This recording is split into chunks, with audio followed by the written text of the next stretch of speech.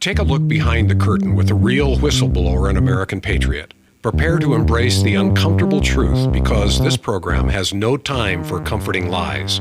Here is civil liberties enthusiast, Second Amendment defender, and recovering FBI agent Kyle Seraphin.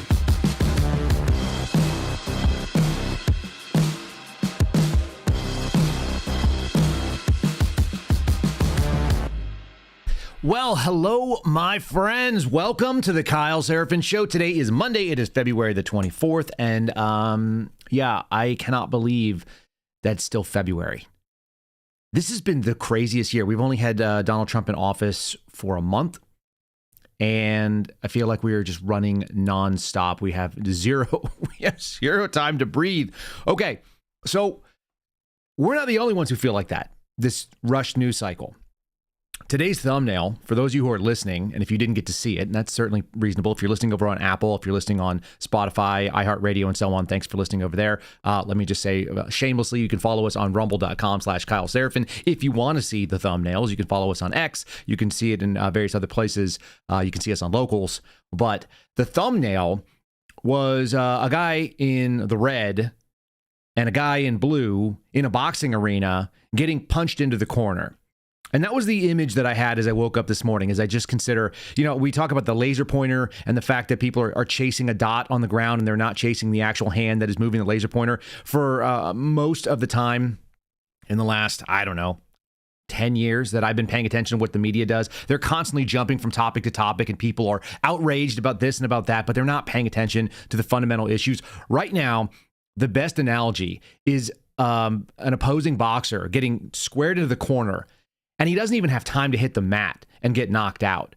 Right now, we are seeing Republicans or conservatives or both throwing so many punches, this flurry of lefts and rights, and just piecing this guy up so badly that he can't even fall to the ground and hit the mat and get counted out.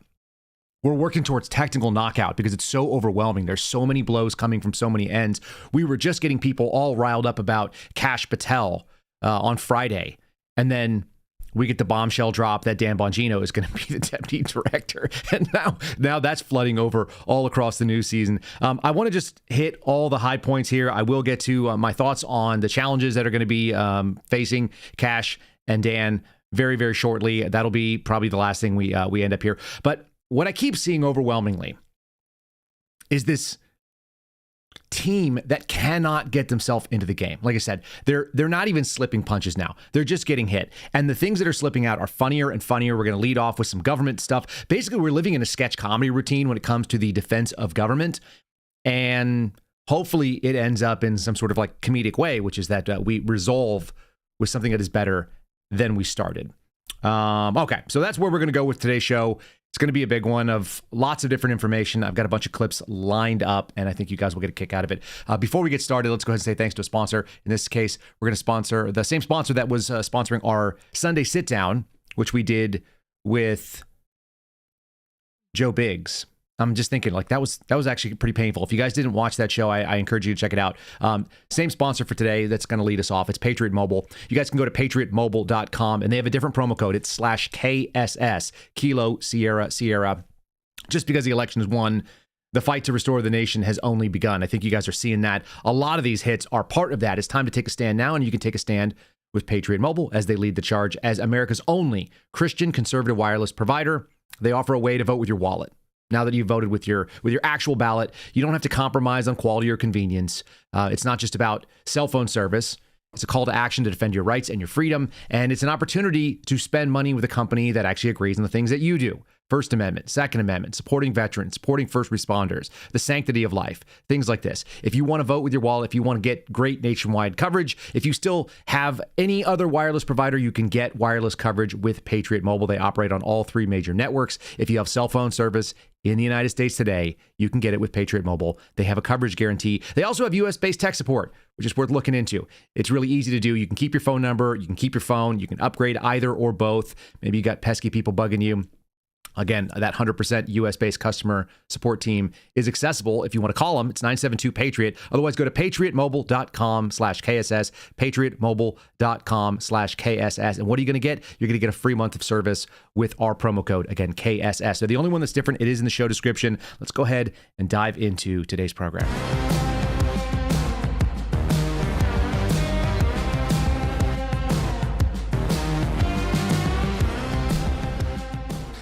All right. And I do think that the left right now is upside down. Like, they just can't keep track of this. The flurry of punches that keep coming in, it's nonstop. And it's left them in a position where they're defending things that if they had any moment to sit and think, they're reactionary right now in a way that doesn't make any sense to me.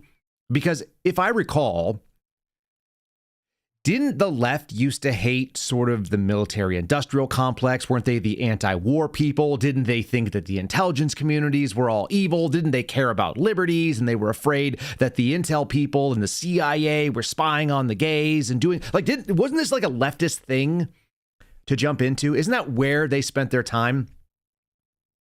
They were completely fascinated with liberty, which is a good thing, I think. And they were doing so for like the most fringe group of people that probably mattered the least amount as far as like by percentage of the population. I don't know how you end up with this headline. There's a couple of really funny ones from CNN. I've gone back to the well, so bear with me here. This one is maybe one of my favorites. Okay, you're seeing a picture of Langley, the CIA headquarters building in Virginia, and the article was entitled, "How Trump's Government Cost-Cutting Moves Risks Exposing the CIA's Secrets." I just have to take a second.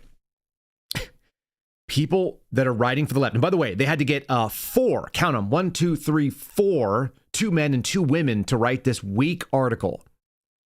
And their defensive move is that Donald Trump might expose the CIA's secrets. Isn't that what we wanted? Did people just go like, hey, shouldn't our government be accountable to the people? Shouldn't it be transparent to us? Shouldn't it just tell us what's going on? Now they're crying about government cost cutting into the CIA's ability to hide things from people. The CIA conducted its first formal review to assess any potential damage from an unclassified email sent to the White House in early February, identifying people for possible layoffs with some officers by first name and last name, and it could have exposed the roles, no evidence it did, of the roles of people working undercover. Said a source familiar with the matter. How many times have we seen the source familiar with the matter that won't go on record? I can pretty much guarantee you, because the intelligence community, also known as the IC, that the CIA sits in, and the FBI is a piece of it, other parts are as well, DIA and so on, NSA, they have really, really specific rules about talking to the media. And you know that the Trump administration didn't authorize this, so this would be considered a leak. This would be considered problematic. You decided to go out there and share information that's not validated simply to what? Take a punch at the executive office? Isn't that why Donald Trump was elected? Was he not elected for 2 things? One, we believe that there is this horrifically bad waste that exists. And the other one is that the force and fraud that the federal government is supposed to be protecting us from is actually being perpetrated by the federal government. The concept of sources familiar with the matter, the unnamed sources, they've lost all their credibility. And that's why we're going to go into a couple of other things. People like The View, people like Joy Reid, who lost her job, which is so traumatic. This is going to be her last week on the air. She's not going to be able to culturally appropriate Donald Trump's haircut anymore. The entire purpose of our federal government at the broadest level should be to stop the American taxpayer from experiencing force and fraud. Not that the force and fraud should be perpetrated by said government, and certainly not that it should be perpetrated and then hidden by groups in the intelligence community or law enforcement or otherwise. The government's secrets that they're talking about there, again, CIA secrets. The CIA doesn't actually get any secrets. The CIA functions underneath the executive branch. This is something that seems lost on them right now. And so in their fervor to protect government workers, which is nonstop, it doesn't matter whether it's at the Justice Department, it doesn't matter whether it's at DOD, theoretically, organizations that the political left has been against for as long as I can recall. I don't remember a single moment when you heard them championing the power of law enforcement or of the military or of the people doing that. But suddenly now they want to go defend these people because they've taken over those institutions. It is possibly the strongest evidence to me of institutional capture that the people who are now defending said institutions have switched. That's my point. That's going to be the premise that I have. And all right, we're actually basically living in a sketch comedy. And I've got a funny clip from Elon Musk. This would almost be a palate cleanser for most days. If you guys are not familiar with our program and the way that we do things, we get into all the heavy stuff, and then we try to do a little bit of comedy at the end so that we can just kind of have our brains clear as we walk into the world. Elon Musk is describing probably the most normal government interaction. If you are a private corporation, if you are a private citizen, every one of you that has ever called the IRS and asked for information, if you've ever called a government agency and tried to get help, I get you guys emailing me all the time. It's like, okay, how do I get the FBI to pay attention to my case? And the answer is kind of like, you have to win the lottery. You have to luck out. How do I get the agency to do the thing that the agency was established to do? It's very difficult. And so Elon Musk's story here, he's going to be talking about the study that his space company was required to go into. It sounds hilariously silly. Like it would be the premise of a Big Bang Theory or some kind of a sitcom that would go on primetime television. And yet, that's the sitcom we're all living in right now. We're all watching comedy, except we're the victims of the joke. We're the punchline. And so it's not as funny. And maybe that's why we don't really have a lot of sympathy for these people that keep losing jobs, whether they're on the left media or whether they're inside the federal government. And I'll give you some examples of that in just a second. Let's start with, like I said, the sketch comedy that is our lives. Some of them are, I guess, kind of funny. There's, we had to do this, SpaceX had to do the study to see if Starship would hit a shark. And I'm like, it's a big ocean, There's a lot of sharks. It's not impossible, but it's very unlikely. We said, okay, fine, we'll do the analysis, and then, well, can you give us the shark data? They're like, no, we can't give you the shark data. We're like, okay, well, then we're in a bit of a quandary. How do we solve this difficult, this shark probability issue? And they said, well, we could give it to our Western division, but we don't trust them. And I'm like, am I in a comedy sketch here? So eventually, I think we got the data, and we could run the analysis to say, like, yeah, the sharks are going to be fine. But they wouldn't let us proceed with launch until we did this crazy shark data, and then we thought, okay, now we're done. And they said, but what about whales? I'm like,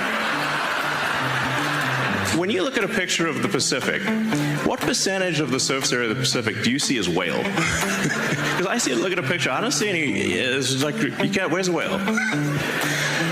And honestly, if the ship did hit a whale, it's like, honestly, that whale had it coming, because it's like the odds are so low. It's like Final Destination, the whale edition.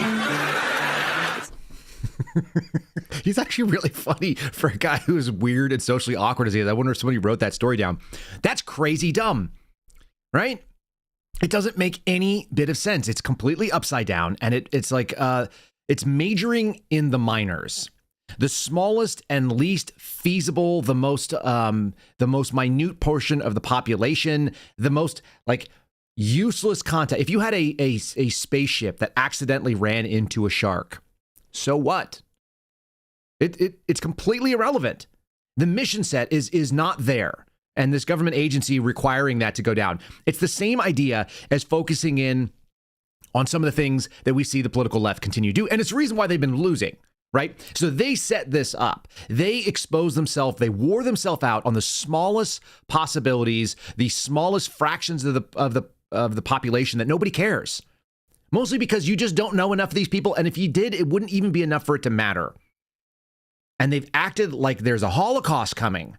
And so CNN is talking about this, that Donald Trump is they're not done, by the way. They're not done with this nonsense. They can't walk away from it. So they're addicted to this losing. They're doing something that Greg Gutfeld said. They've basically tried to build up a foundation on what used to be the beams that upset regular people, calling them racist, calling them sexist, calling them fascist, referring to everybody as a bigot. And nobody wants to be a bigot. And if you continue to do that and you abuse it, like we all actually learned these stories when we were kids, did we not? How many people still teach their kids the story about the boy who cried wolf and what it's supposed to mean? If you cry wolf enough times, if you worry about a spaceship potentially impacting a shark, which, by the way, has the ability to swim. And if you've ever tried to hit a shark with, like, I don't know, a boat, which I may or may not have done when I used to spend some time out in the Gulf of America back in the day, it's actually not that easy. Sharks are really wily creatures. They're super smart. They've been around for millions of years. They're very unlikely to get landed on by a spaceship. It defies all of my experience with sharks, which is not none. I've caught several. I've punched one or two of them when they bit me, too. Like, you don't want to mess with sharks in the water. When you pull them out of the water, they're like snappy turds. Okay, again, they're focused in, majoring on the minors. Watch this. This guy is saying that trans people are about to be deleted. First of all, how many of you actually deal with a real person like that? There's maybe one or two people that cross-dress in my town. That's the only thing I can call them. And nobody cares, except it's like, I just don't want to go to that restaurant anymore where you're going to have a dude in his late 60s dressed up like a lady with garish makeup on. It's just awkward and weird. It'd be the same thing if I showed up and you had a waiter that was wearing blackface. I just would be like, I don't think I'm going to take my kids here. I'm going to change my mind. This is a former NFL player, and he got debuted as an expert on CNN because he had a major in political science and history. Did he even finish his degree? It's not even clear to me. This is so silly.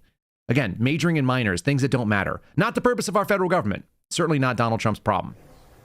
I believe we're on the path that Nazi Germany went down under Hitler. And I say that as a political science and history major, as someone who has studied history. And the parallels are very, very clear. This administration is trying to erase trans people. This administration is trying to put obedience over duty to the country. This administration is trying to thrust our country into turmoil in order to reap power for themselves. Bizarre claims, no evidence. This is the Just Trust Me and Bro consulting firm, I suppose. He sounds kind of bro-y. It's really hard to make that claim. Meanwhile, and by the way, that stopping and moving the goalpost there, this is kind of like the most classic version of projection. Projection is the psychological concept where you see a fault in yourself and then you describe it and ascribe it to another party, right? It's very common. It's when you know that the thing is wrong and you don't want to accept that you're the one doing it, so you blame somebody else. I have Ilhan Omar, who is an immigrant, who came to this country as a child, who basically was given the gift of everything because she's from Somalia. And rather than be grateful for this nation, she is now telling us that we can't even talk because we're too dumb. Our speech is too stupid. And the people who disagree with her are idiots who need to be silenced. I'm just going to tell you, that's not American. And again, if that's where you're going to spend your time, you're going to keep losing. You're going to be in the corner taking punch after punch. You're going to get Kash Patel. You're going to get Pete Hegseth. You're going to get Pam Bondi. You're going to get Dan Bongino now. You're going to get everybody just smashing you in the face because you've let your guard down. You tired yourself out on the stupidest thing. You cannot claim that we're the right people making a moral argument, and the best answer for it is everybody else has to be quiet and we should silence them because they're fascists. We need to silence the fascists, and that's why we have to be fascists. Here she is making the claim. Again, there's nothing funnier than someone claiming everybody is dumb and then doing exactly the thing that she thinks she's describing. These people are just idiots. I really, I'm at the point where it's become really hard to have an intellectual debate with any of these people because the level of stupidity that they are displaying every single day is frankly embarrassing, not just in Congress, but as Americans. And the fact that these people are allowed to say just the most ridiculous things tells you that the dumbing of the United States has arrived, because how else do we get a Trump presidency again? That's Ilhan Omar on Mehdi Hassan's program. So a pro-Hamas guy with a pro-Hamas congressperson talking about how else could we get Donald Trump, right? All those things. You guys are so dumb. You're so dumb that you probably would fall for a multi-millionaire who is also a senator, who might be one of the laziest people in America, a guy named Bernie Sanders.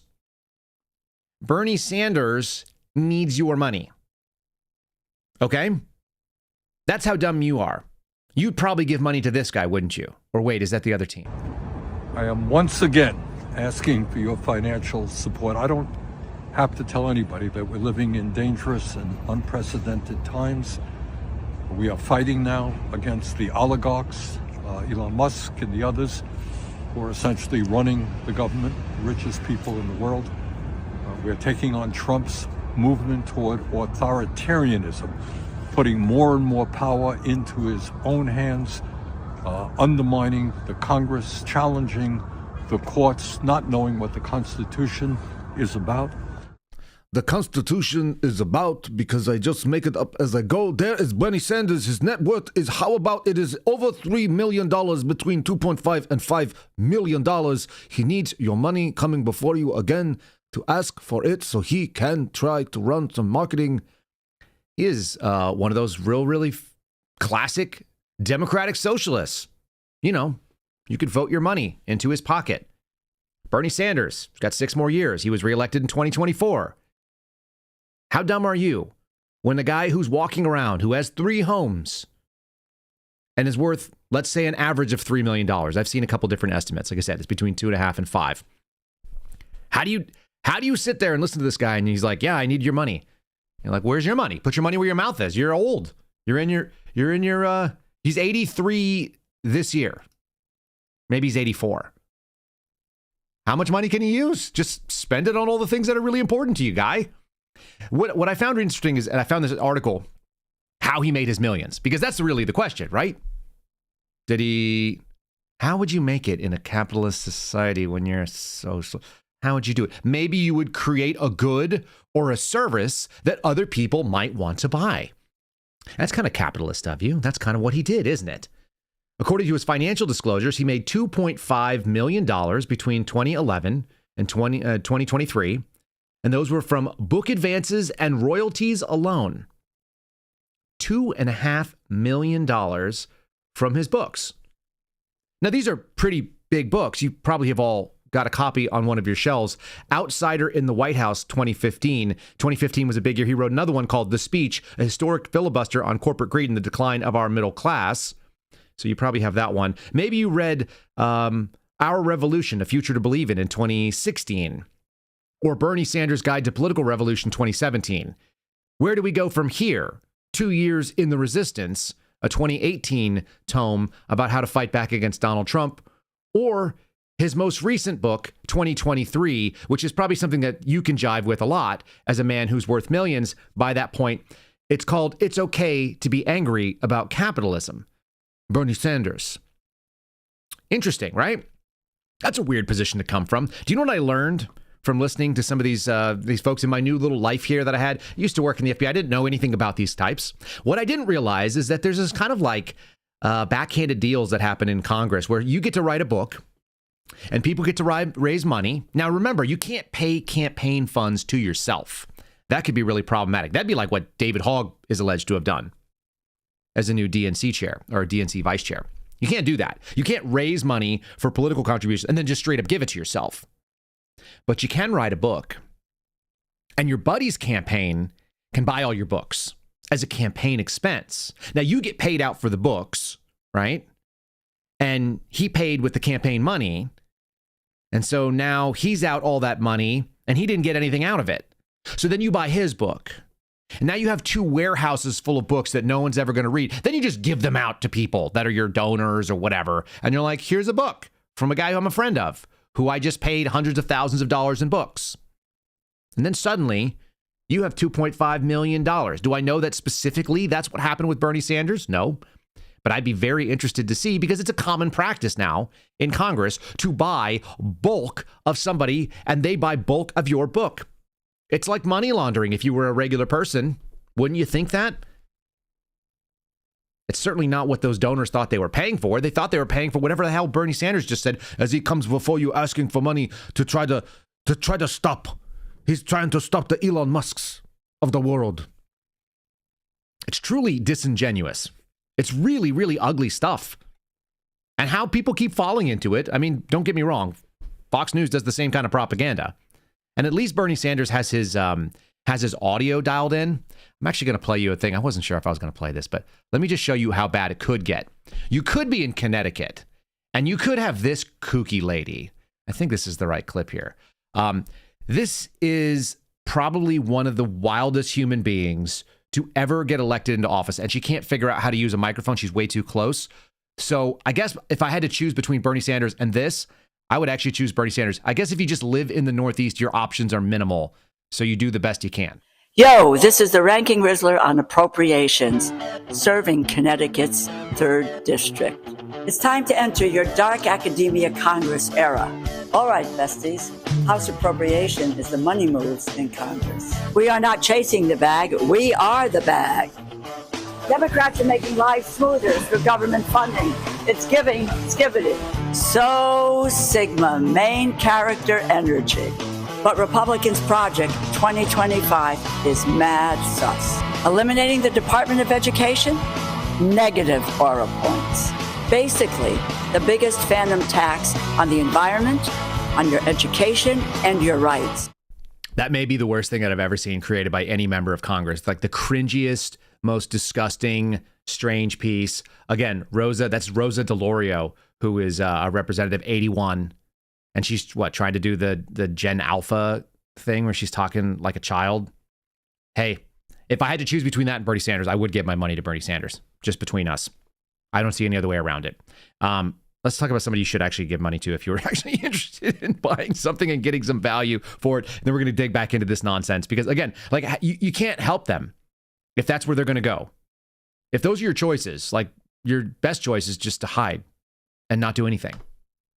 But if you had to choose something to do with your money, you could buy a Patriot cooler like I have, and I have bought many of them. That's why they're on my wall. I just packed up an entire box. We're in the process of moving right now, and I packed up an entire box, but I still left out like a half dozen of these things, which is not even close to my collection. PatriotCoolers.com, promo code KYLE. That's how you save yourself 10%. Good company. They also understand values the same way that we do here. They support veterans. They support a veterans charity that helps mobility for people that have been injured overseas or in the line of service, and then they go and help them move around their house, disabled veterans. It's a good charity. It's a good company. They're in Houston, Texas. They're probably our best, like longest running sponsor. So like we just can't say enough about it. The upside is every time you guys get one, nobody's mad about it. Nobody's ever like, you conned me, Kyle Seraphin. They go, hey man, look at my cool product. Don't you want one too? And the answer is generally yes, I do. They're tumblers, easy to use. They keep improving the design. I think this is like the Generation 3 lid, so it actually screws on. It's got coffee in here right now. Here, you guys can hear it. It doesn't pour out. It works really, really well. That's the minimum standard. It actually takes 1 or 2 falls on an airport floor. Ask me how I know. PatriotCoolers.com, PatriotCoolers.com, promo code KYLE. And if you guys want one of the Kyle Seraphin Show collection, check them out on our show description link. We'll get right back into this kind of stuff because it's majoring in these minors. It's picking the dumbest kind of fights that you could find. This is another good one. We're really upset at the Donald Trump Justice Department. It's unprecedented. Okay? This is because apparently DOJ decided they weren't going to prioritize January 6th prosecutors and people who were brought on for a very specific job. I want you to think about, imagine if you had a job and you got hired to do the job, and then you found out that that job didn't exist anymore. I may have had some experience with this. Before my FBI career, I had a bunch of other jobs, and one of them was running a restaurant. And I was picked to be the manager of a restaurant. It was a restaurant concept in Kansas City. And it passed hands from one ownership group to another. Now, when you move to a new ownership group, generally speaking, what happens is they go, we're not going to do the same thing. And we're certainly not going to hire the same manager that you guys were, because we're a new company and we have our own people. We want to do it our own way. And so they chose to have somebody else. And so I basically transferred from one job. I went to go be a manager of a place that didn't exist anymore or wasn't in the same ownership group, and I didn't have a job anymore. That's it. It just happens all the time. This happens in the private industry. And it actually happened, it turns out, with a focus and priorities to people who were not government workers. And there was absolutely no sympathy for it, was there? What about the pipeline workers that just wanted to have an opportunity, I don't know, to work on the job that would actually be really, really useful? It'd be useful to the American people. What happened to those people? Did we just ignore them? We just don't care about them anymore? Let's see, I had to find it over here. Here's my clip little 14. This is what happens when Jen Psaki was asked about pipeline workers who lost their jobs. Now, mind you, they didn't have all kinds of crying CBS pieces like this nonstop. It wasn't leading news that we had people that were actually providing a really valuable service. I don't know what the value is of January 6th prosecutions, keeping grandmas locked up and going after trespassers. You're seeing the two like soft looking people here that are working for DOJ. They look so accessible, don't they? Look, the terms of service when you enter the federal government is for the first 2 years, you're on probation. They can fire you for any reason or no reason. That's just the way it works. Everybody who worked for the FBI knew that. If you're a veteran, you get a 1-year probation. In the case of these attorneys, they were there for a year and a half. They got hired on a blitz of hiring, and now they're no longer needed. Sorry. What about the oil workers? Was there any crying for that? Thank you, Jen. I do have a question on COVID, but first on energy. When is it that the Biden administration is going to let the thousands of fossil fuel industry workers, whether it's pipeline workers or construction workers, who are either out of work or will soon be out of work because of a Biden EO, when it is and where it is that they can go for their green job? And that is something the administration has promised. There is now a gap.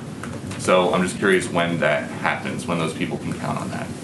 Well, I'd certainly welcome you to present your data of all the thousands and thousands of people who won't be getting a green job. Maybe next time you're here, you can present that. But you said that they would be getting green jobs, so I'm just asking when that happens. Richard Trumka, who is a friend, longtime friend of Joe Biden, says about that day one Keystone EO, he says, I wish he, the president, had paired that more carefully with the thing that he did second by saying, here's where we are creating the jobs.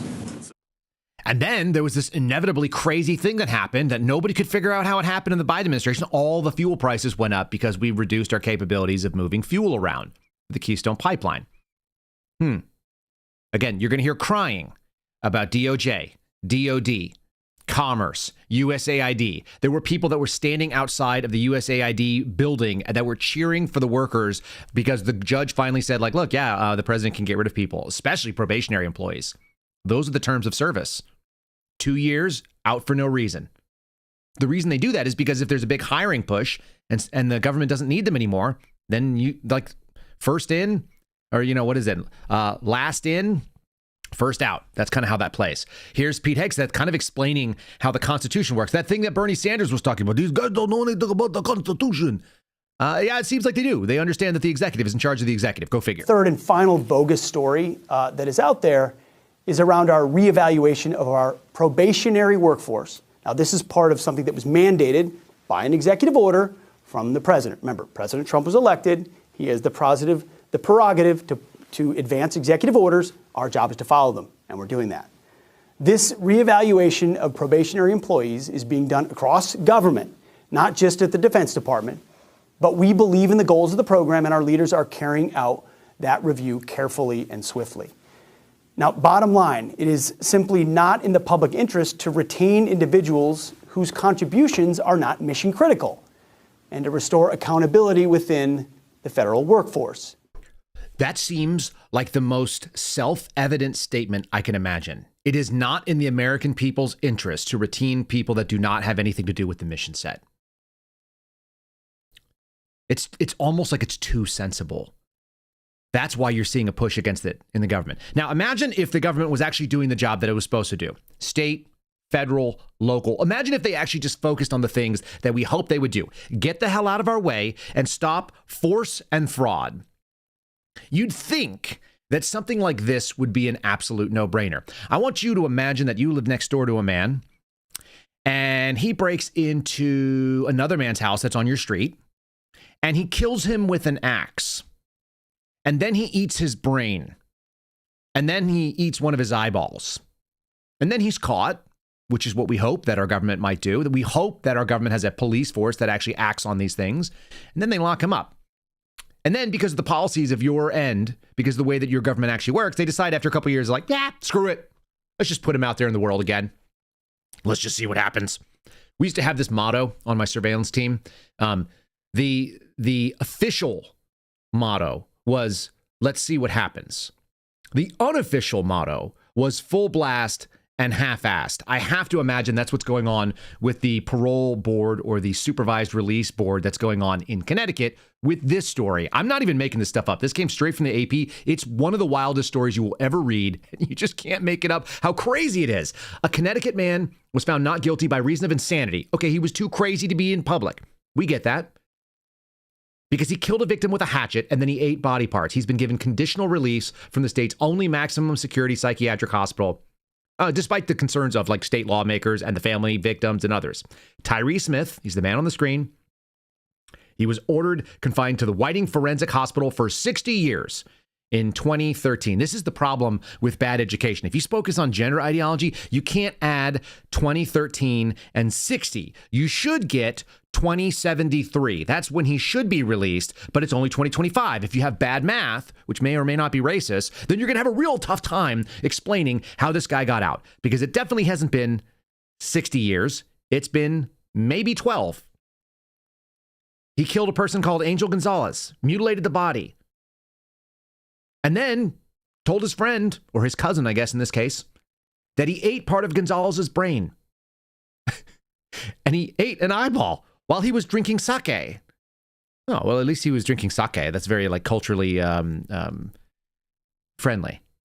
He was reaching across the aisle there and drinking a Japanese beverage. What in the actual hell, people? Like, how do you kid like this? Maybe it's because the people around you are focused on the wrong things. It's not force and fraud, and it's not solving the problems that government is supposed to solve. It's solving problems that they created. Just made up problems. Here is another made up problem from a neighbor nearby to Connecticut. This is a woman in Maryland. Her name is Kathleen, I'm probably going to mess this up, Zaliga, I think. She's a district representative in Baltimore County.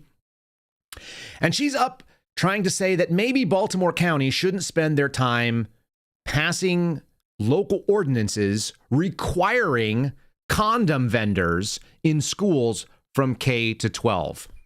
I'm not sure they should be in high schools. I'm not sure that's the government's business in a public school, but I sure as shit know that it shouldn't be in a kindergarten. And here she is talking about how they are wasting their time, and they're going to spend more and more time on this. Again, majoring in those minors, doing things with your government power that are not the purview of government. This is how you lose. This is how you keep taking hits. Thank you, Madam Speaker. I rise to agree with my colleague from Harford County. Condoms for kiddies. This goes too far. So next year, we're going to have a bill regulating what can go in these condom machines. What color can the wrappers be? What words can go on the wrappers? I mean, imagine walking into preschool with your 3, 4, 5-year-olds. You walk by the machine and they say, "Mommy, Daddy, what's in that machine?" Or they're learning to read. And you're having to explain to them what those words mean. This is the over-sexualization of our children, and it just goes too far. It is much, much more than just what the floor leader said. This is true, by the way. Because she's right. They will come back on another regulating how it's done and how it's stocked. And then they'll go out there and they'll try to find like the right company that's going to be able to supply it. And those things are going to be a waste of money. They may even have a study on it to make sure that nobody is offended by the types, in the same way that Elon Musk was talking about hitting sharks. This is what happens when your government just gets like at every level. And that's the local level, by the way, when it gets just beyond what it's supposed to do, force and fraud, and it starts focusing on absolute nonsense. This is another good one. This is a little thing that popped up into my feed. This is a kid, he was rejected by 16 colleges. And it's interesting because you read the headline and you go like, well, that doesn't sound that crazy. Lots of people get jobs out of high school. If they don't go to college, they just get a job. His name was Stanley Zhang. This is a Sacramento Bee article. The article is entitled, "Rejected by 16 colleges, 18-year-old got job at Google. Now he's sued for discrimination." Well, that seems like pretty straightforward, but that's not actually what the story is. He got a PhD level software engineer job because he's brilliant, because he aced the SAT and he had a near perfect GPA. I have no idea why they're adding so many points on top of 4.0, but let's just say that he had very good grades and an excellent IQ, which is what the SAT tends to measure, like the ability, aptitude, and learning. He was 13 when he first heard from a Google recruiter. 13. That's sort of like prodigy level, is it not? This is not about some kid who just got hired out of high school because he couldn't get into college. This is about a kid who was being discriminated against by the state because he's Asian, which is what they're not explicitly stating, but everybody can read between the lines here because the story's really simple. He got hired into a PhD level job because 5 years after they first approached him, they realized that when he was 18, he was probably like more baked than he needed. He didn't even need to go to college, but he got turned down from the colleges because of a name like Zong and the fact that he was Asian, because they over-admit Asians and so they go, well, we can't have any more. When you started off to stop from force and fraud, and one of those things was you were trying to stop discrimination and you start discriminating, you've crossed the line. You've gone over the functionality of your institutions. And California is deeply in this. What's crazy is that people actually are defending it. That's how you get people on the political left who don't want the intelligence community keeping secrets to cry about Donald Trump revealing the secrets of the CIA. That's how you get there. It's when you've you've served your purpose so far that you've actually crossed over and now you're arguing for the other side. And we're seeing it on so many different levels. Here's this local story, which has national implications when you get down to it. Palo Alto teen hired straight out of high school by Google as a PhD level software engineer, yet he was rejected by most colleges he applied to, including 5 UC campuses, even with a 4.4 GPA and a 1590 out of 1600 on the SATs. Some of them were certainly expected, Stanford, MIT, it is what it is, right? Yeah. But for some of them, like Cal Poly, some of the state schools, I really thought, I had a good chance. His name, Stanley Jong, and he and his father just filed a lawsuit against the University of California and the U.S. Department of Education. The Jongs allege that UC is engaging in racial discrimination in admissions despite the law banning the use of race in the process. Okay, so then the state goes on to say, well, no, we just use it for demographic information because we just want to know. We're totally not looking at it. This is the same problem I had with the FBI saying, well, we use FISA information for information purposes only. We totally would never generate a criminal case out of it. But just because we are all criminal investigators, you can just trust us. The government can't be trusted. It's the whole reason that we have all of the Bill of Rights. This was the original discussion that happened between the Federalists and the Anti-Federalists who helped found this country. The reason that people like Bernie Sanders make no sense to me and don't understand what the Constitution is because they're more than happy to stomp on all of your rights. Remember, rights, they are defined, but they are not established by the Constitution. They predate the Constitution. They are acknowledged by the Constitution.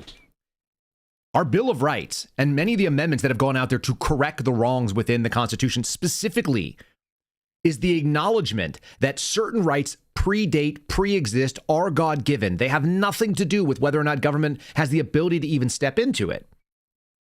And what you find is that the people that are quote-unquote liberals, who should be kind of like against the way the government works, they should be more leaning towards freedom, more towards the individual. They've now crossed over into the line where they are out there fighting against their own best interest. You'll never be able to convince me. I had a friend's dad. He was a physician, is a physician. And one of the things he said, the difference between conservatives and people on the left right now, people on the right and the left. If you're on the right and you don't like guns, you just don't buy any guns. You don't care if anybody else does. If you're a conservative and you are a vegetarian or a vegan, and I'm sure there are some, I don't know who they are, but for some reason you don't want to eat meat, you just don't eat meat. You don't have to stop everybody else. If you're on the political left, the characterization now is that if you are a anti-gun person, you want to ban guns for everybody else's ownership, even though it has nothing to do with you. You want to go out and reach across and stop their ability to do something. They do the same thing when it comes to how about the PETA people? They don't want anyone to be able to eat meat because they don't agree with it. If you want to universalize your opinion, you tend to be kind of like on the left. And then you call everybody a fascist or an authoritarian when those are the principles that you're dealing with. Remember, the most simple answer, force and fraud, we want to stop it. What would be a nasty fraud that you could perpetrate on the American people? How about men dressed up like women, taking women's scholarships and opportunities and potentially knocking them the hell out like we saw in the Olympics? Masculine, feminized, weird dudes in women face. Is that really what we want our federal dollars to go toward? The biggest part of our government, which is supposed to have the most sweeping and broad mandates? No. So Trump has gone out there and been like, hey, we're just going to try to correct this because it was really dumb. We don't want to do that anymore. How about the NCAA's complied, but Maine doesn't want to. And the governor of Maine in a room, like an open room, this is what people are voting for. They're voting for common sense. This is how people reached across the aisle and said, even though I don't agree with all of Trump's policies, I do agree with sanity, and I don't want my girls having to deal with this stuff. That's why people in Maine would, be behind this kind of thing. And they're going to hold on to it. They're going to major in this minor position that boys have to dress up and be able to play in girls' sports. It's craziness. And they're going to keep getting hit with it. The NCAA has complied immediately, by the way. That's good. But I understand Maine. Is Maine here, the governor of Maine? Well, are you not going to comply with it? I'm complying with the state and federal laws. We are the federal law. Well, you better do it. You better do it because you're not going to get any federal funding at all if you don't. And by the way, your population, even though it's somewhat liberal, although I did very well there, your population doesn't want men playing in women's sports. So you better comply because otherwise you're not getting any federal funding. See you in court. Every state, good. I'll see you in court. I look forward to that. That should be a real easy one, is what he says. Like, that's great. This is why Joy Reid lost her show, by the way.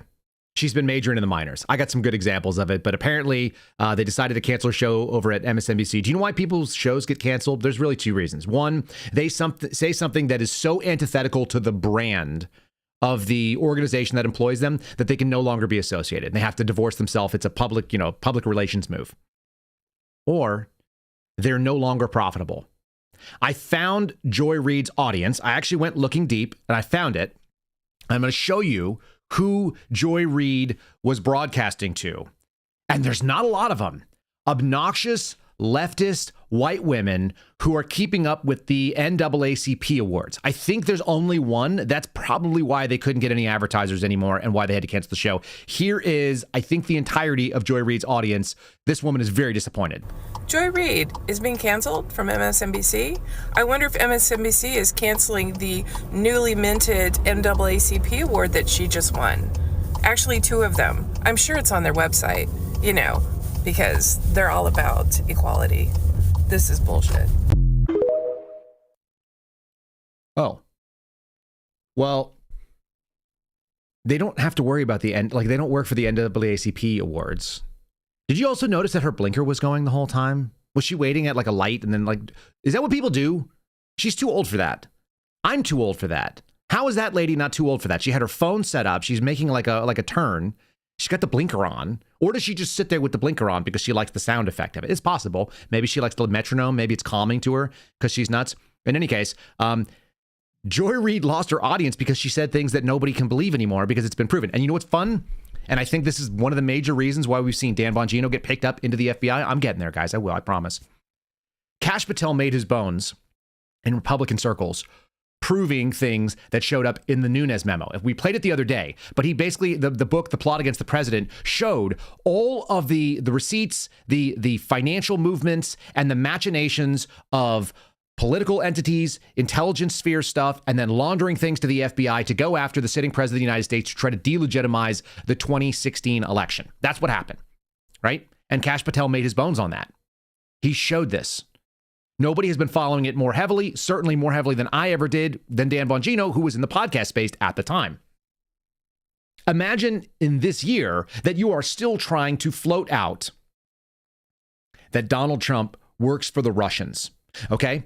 We're simultaneously told that Russia is some tin pot dictatorship. It's this like third-rate power. It's a Cold War holdover, a guy who is run by gangsters. And then also he somehow has the ability to buy one of the wealthiest men in the world in the United States of America, where he could get any number of other corrupt opportunities.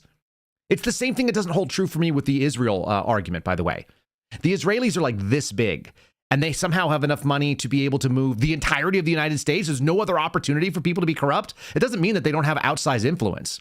If you've ever worked in the intel world, you understand that Israel is considered kind of like a frenemy.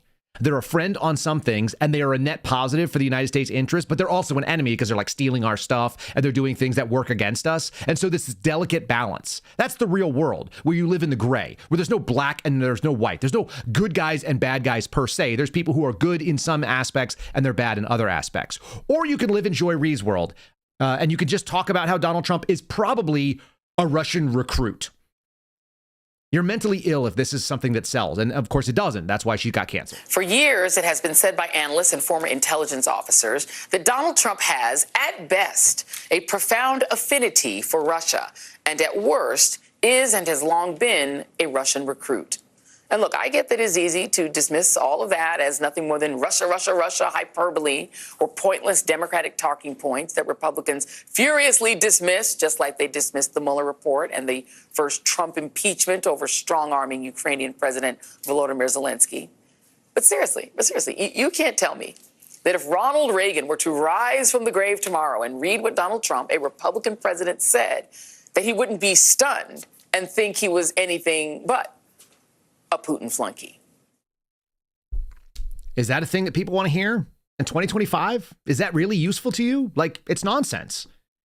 The best is that she's been on, when she does actually take on a combative, intelligent, conservative guest, she gets wrecked. She gets absolutely wrecked.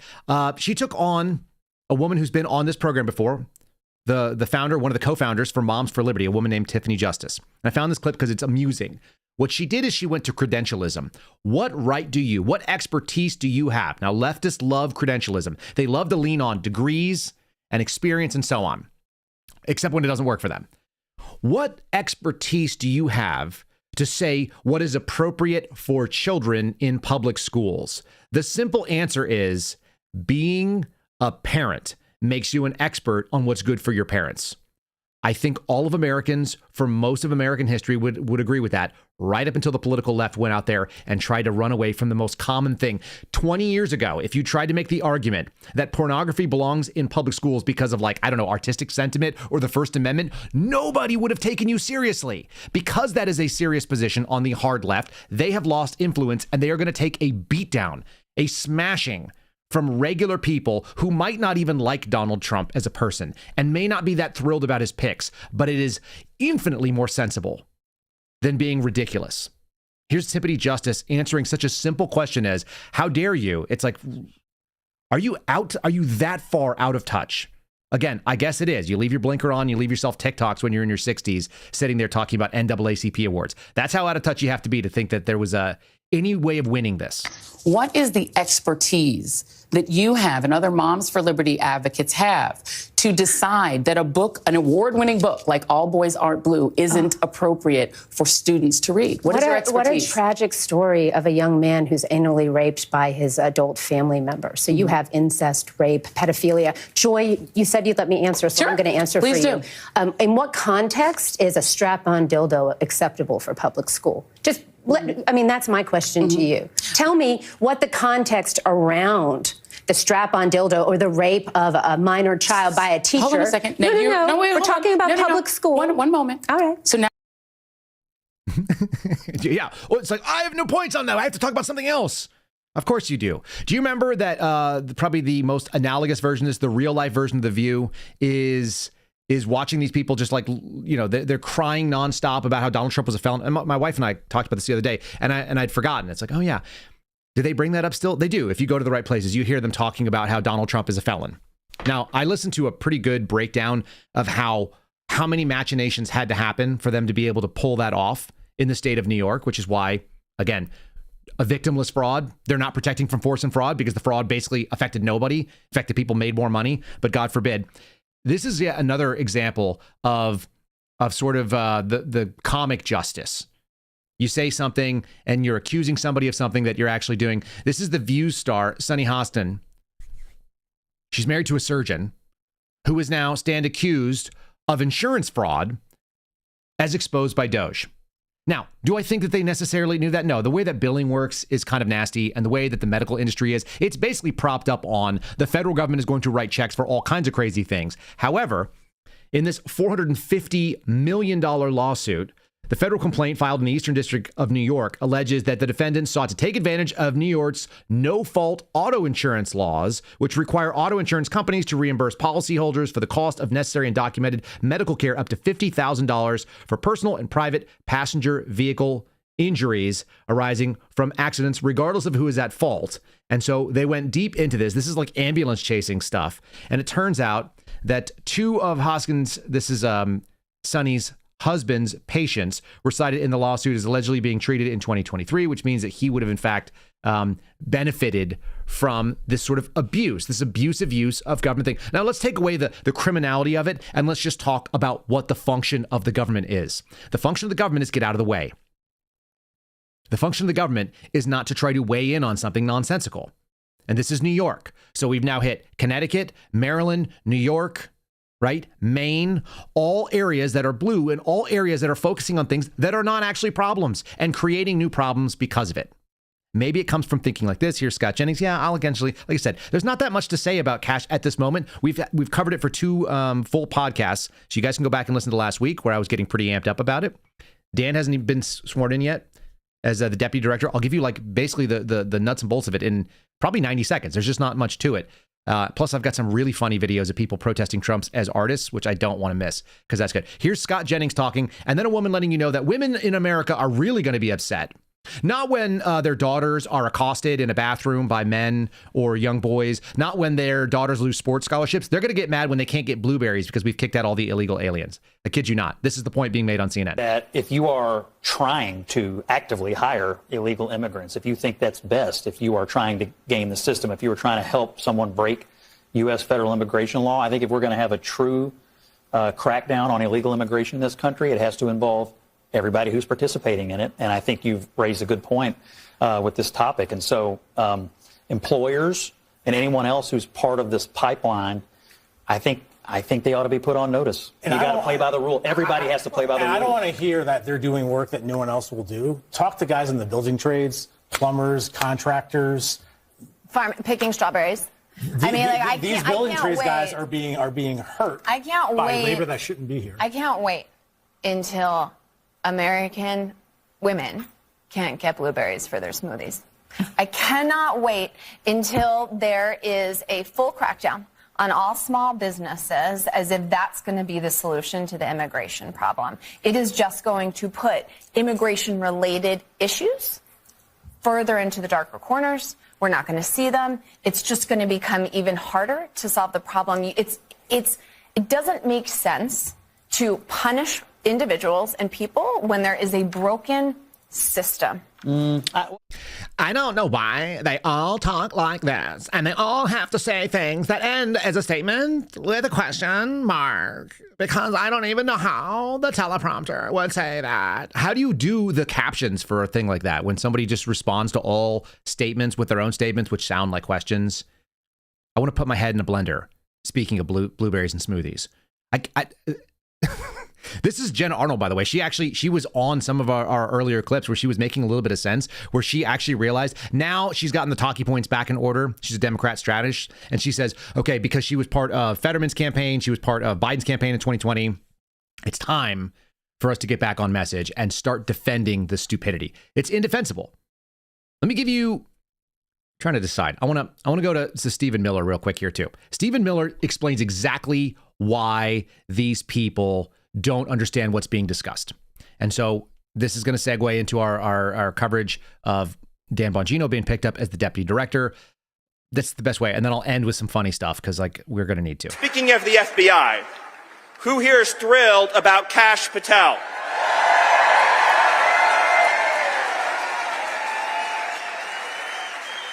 Let us not forget what President Trump endured in order to get to this point, to climb to the top of that Everest summit. Let us not forget what this whole movement has endured to reach this glorious day. 8 long years of weaponized government, the Russia hoax, the Ukraine hoax, one lie after another, one fraudulent impeachment after another, one hoax, one smear. Government weaponized at every level against democracy.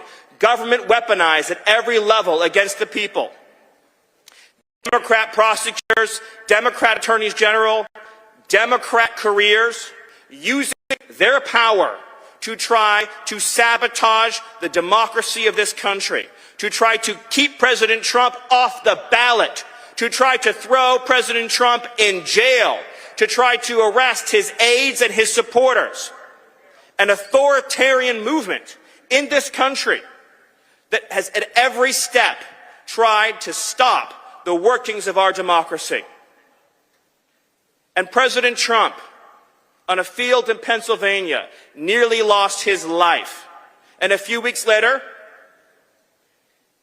another assassination plot. And let me ask you this question. When the lawsuits came against President Trump, when the lawfare came against President Trump, when the weaponized law enforcement and intelligence community came against President Trump, and when the bullets came against President Trump, did he falter? Did he back down? Did he yield? Did he surrender? Did he waver? Or did he stand up tall and strong and raise his fist into the air and say three immortal words, fight, fight, fight? So that's very straightforward if you go back and look at the history of what happened and why people resonated with it. Because they eventually saw, people got on the bandwagon at various different times, that there was a lot of unfairness. You don't have to be a Donald Trump fan to realize that unfairness is not an American principle that is easily sold. It's not. People don't like it. They don't like to see somebody getting the shaft over and over again. Look at every single movie that formed my like looking into the world in the 80s and even the 90s. Like at some point in time, we started acting like the wrong things were right. But as long as people were basically looking around going, look, in a fair fight, the best person should win. What happens when you start leaning on if the deck is slanted, if the judges are paid off, if the gloves have something that is heavier in a boxing match, if somebody puts in steel in there, if they're cheating? I'm thinking of the movie like Bloodsport. What about the guy when he throws the dust in the eye and now the guy has to fight blind? Does anybody root for the guy that is using all of the dirtiest tricks? No. You don't root for the guy who does dirty tricks. And if you're going to weaponize government, if you're going to go after in state and federal and local prosecutions, if you're going to do all of that crap, you're going to take all of the institutions that you've been slowly capturing. And again, the evidence of them being captured is watching the political left now suddenly defend institutions that they have historically gone after. You only defend things that are part of your own clan, unless you're being a totally fair and honest operator. And I don't see that from the left or the right, to be fair. There's a reason why I wasn't at CPAC. I have no interest in going there whatsoever. It seems like old guard, just people who are interested in clout and money. I'm happy to be home. I'm happy to not be part of that. This is not complicated stuff. And so once again, what are they going to do? They're going to try to delegitimize things. This is how you end up with getting Dan Bongino, a podcaster, by the way. This is Politico reported it. CNN did the same thing. Trump announces podcaster Dan Bongino as FBI deputy director. Well, it turns out he's got a little bit more of a background than just podcaster. So that disingenuous thing, that's what Americans saw through. And that's why even Americans who might otherwise not like it are going to deal with it. And they're going to be fine with it. Dan's got an uphill battle. I wish him nothing but the best. This is not a job I would want. I wouldn't want it for me.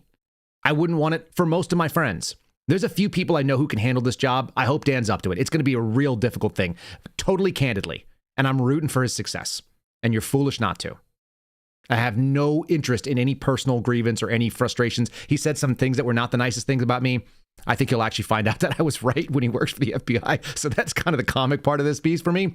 But this is going to be a really hard job. The reason why the FBI deputy director is usually somebody, and by usually I mean for all of time, it's always been somebody inside the FBI, is because you got to have people. When someone calls me up and asks me about an FBI agent, I can usually vet them. I had a member of, let's say someone close enough to Trump that you would know. You'd know the name. Reached out and said, hey, what about this person? They called me. And I was able to vet that person in under 20 minutes and said, here's what I know about this person. Here's his background. Here's his military. Here's what he's done. Here's his political takes as far as we can tell. Here's the way that he runs cases. This person can be trusted. I think you're in good shape. 20 minutes. You have to have those sourcings. If Dan has those, great. I don't know that he does. It's actually really hard to have those the further away you are. And he's been away from it for a long time. So I hope he's able to get in there. I hope they surround themselves with smart people that know the Bureau. Because the job of the director as an outside entity is to come in, kind of like the president, and be in that civilian ownership of the military, where they run the organization from the outside looking in. When you're on the inside, you have a different understanding. You understand the structures and the language. You know what people are doing to hide. You've seen how people get away with kind of shenanigans. And the job of the deputy is to be the inside man inside the bureau, representing the bureau to the director. The director represents the president and the people to the bureau. So this is going to be a tough job. You got two outsiders stepping in. I wish them all the success because we need it as Americans because of what Stephen Miller just said. It is truly important, but there's not that much to cover on this yet. So there are some people that I think would do this job more effectively, at least from the outside, but you never know until someone steps into it. Dan's a smart guy. He runs a lot of different businesses. For all of the personal bullshit that goes in between it, you can't take away from what he was able to build. You can't take away from the fact that he's agreed to step away from millions of dollars a year. You keep hearing people say a successful podcast. It's a very successful podcast, and I know the kind of money that they're making. At least I can calculate it from being in the same space. So I wish for the best. I was 100% behind Kash Patel, and I'm 100% behind the people that Kash wants to work with, whoever they are. It doesn't matter to me. Whoever he names, get it done. America needs it. We're counting on you because we only get one shot at this. We got about 2 years tops before the midterms. And there's got to be sizable movements before things get defunded, before things start getting held up, before the nerve goes away, before that mandate and that feeling goes away. We need to strike while this is still going on. Okay, so I'm going to step away from this and talk about something that's really funny. We need to step while this is still the instinct of the political left. While they're doing this crazy stuff, this is when we can make progress, actual progress, and make things safer. This is a lady named Kiera Hart Mendoza. Why not? I think there should be a hyphen in there. Kiera Hart Mendoza is part of Uprooted Dance. They are doing dances to stop Donald Trump. This is not even our palate cleanse yet. You ready? This, and by the way, the vocal fry is prominent here. This is what we need to strike. We need to strike while this is the opportunity cost that the left is involved in. It feels like a bit of an assault to come into the Kennedy Center and threaten our freedom of expression. I think expression is what artists do best, and it fosters conversation, reflection, and bringing people together in community. And when that is threatened or devalued, we feel like it's an assault on our constitutional right, our First Amendment right. It's a threat on their constitutional right, and this is what their right is. I'm going to turn the music down, which is actually very beautiful, and I'm going to just let you watch. They got a kid involved. Their constitutional right is that they are entitled to your money to plan and execute a Trump protest dance in the cold while wearing beanies and mittens, and we're about to see it kick off. Here it is. Da-dun, dun, da-dun, dun.